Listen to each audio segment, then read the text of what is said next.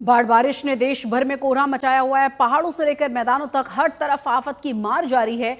कांगड़ा के पौंग बांध में पिछले 6 दिनों से लगातार पानी छोड़ने से बाढ़ जैसे हालात हो गए हैं। चारों ही तरफ जन सैलाब का मंजर नजर आ रहा है। वहीं मध्य प्रदेश के बड़वानी में भारी बारिश की वजह से रूपा नदी उफान पर आ गई है। इस जन सैलाब में कार बह गई। वहीं यूपी के उन्नाव की अगर हम बात करें तो गंगा में बाढ़ की वजह से कई गाँव में कई फीट तक पानी भरा हुआ है। सड़कें पूरी तरह से जलमग्न है और अंदाजा लगाइए कि लोग आवाजाही करने के लिए नाव का सहारा ले रहे हैं। वहीं जालना में मूसलाधार बारिश से उफान पर आए नदी नाले, गांव और खेतों और सड़कों पर हर तरफ पानी ही पानी है। उत्तराखंड के उधम सिंह नगर में भारी बारिश की वजह से लगातार नदियों का जलस्तर बढ़ रहा है। यहां पानी के तेज बहाव में पिता और बेटा बह गए थे।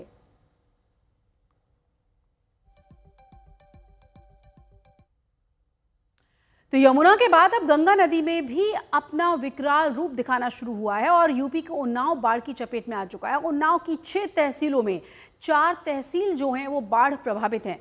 तहसील क्षेत्रों में रहने वाले इस समय बाढ़ पानी के से बड़े परेशान हैं क्योंकि उनके घर पूरी तरह से पानी की चपेट में ही डूबे हुए हैं। जरा तस्वीरें देखिए और अंदाजा लगाइए, ऐसा लगेगा जैसे तालाब या नदी में घर बना दिए गए हों।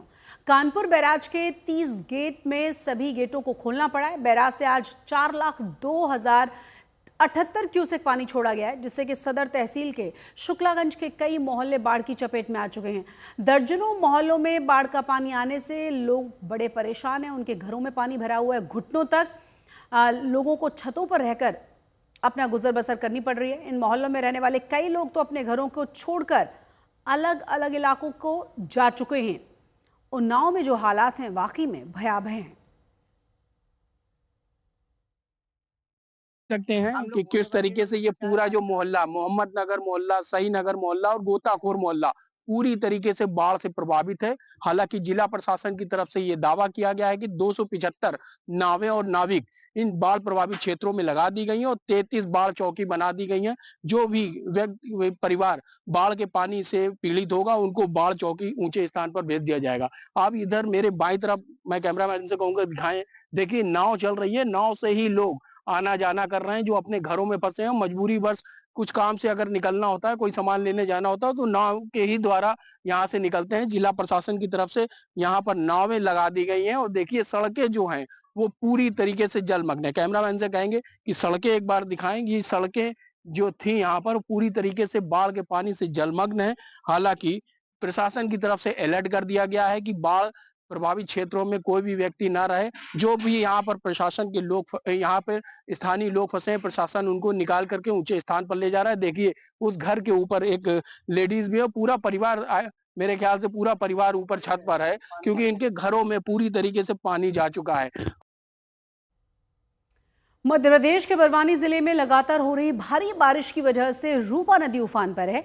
नदी का पानी इतना तेज बहा है कि कार खिलौनों की तरह बहती हुई नजर आई है। तस्वीरें देखिए जरा, किस तरीके से अचानक से बाढ़ में सब कुछ बह गया है। निचले इलाकों में और ज्यादा बुरे हालात हैं। कार किस तरह से खिलौने की तरह यहां पर बहती हुई नजर आई है। जानकारी ये मिली है कि शासन की ओर से SMS अलर्ट भी जारी किया गया था, जिससे कि तेज बारिश की चेतावनी दे दी गई थी, लेकिन पानी की तेज धार से कार सहित अन्य वाहन भी बह गए। दुकानों को भी भारी नुकसान हुआ है क्योंकि अचानक से इसमें तेज पानी की वजह से निचले इलाकों में बाढ़ आ गई थी। निचले इलाकों को बुरी तरह से इस पानी ने चपेट में ले लिया था। अब हम बात करेंगे महाराष्ट्र की, क्योंकि महाराष्ट्र के जालना में लगातार हो रही मूसलाधार बारिश की वजह से नदी नाले उफान पर हैं और कई जगहों पर पुल बह चुके हैं। किसानों और ग्रामीणों को भारी मुश्किलों का सामना करना पड़ रहा है।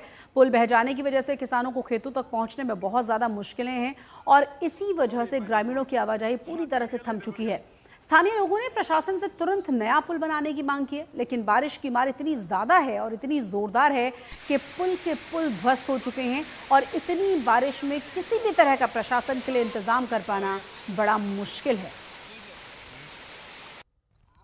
महाराष्ट्र के जालना की तस्वीर हम आपको दिखा रहे हैं। पुल बह चुका है, इसीलिए कई इलाकों से पूरी तरह से संपर्क टूटा हुआ है। ग्रामीण इलाकों का फसलें पूरी तरह से तबाह हो चुकी हैं।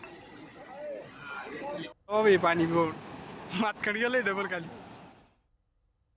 तो पिछले 6 दिनों से पौंग बांध से लगातार पानी छोड़े जाने से कांगड़ा जिले के फतेहपुर और इंदौरा विधानसभा क्षेत्रों के कई निचले गांवों में बाढ़ आ चुकी है।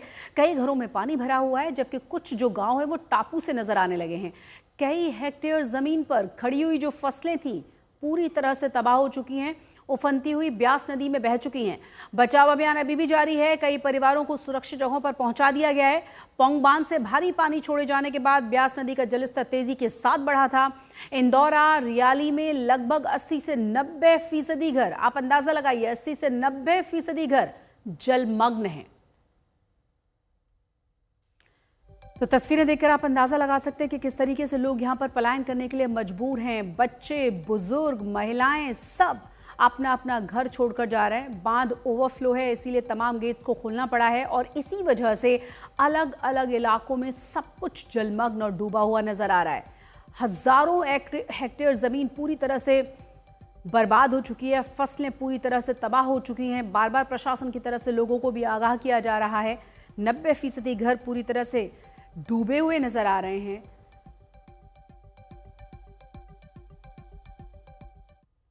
उधर उत्तराखंड के उधम सिंह नगर के बाजपुर में भी नदी किनारे लकड़ी काटने गए पिता पुत्र अचानक से घोंगा नदी में गिर गए थे और पानी के तेज बहाव में बह गए।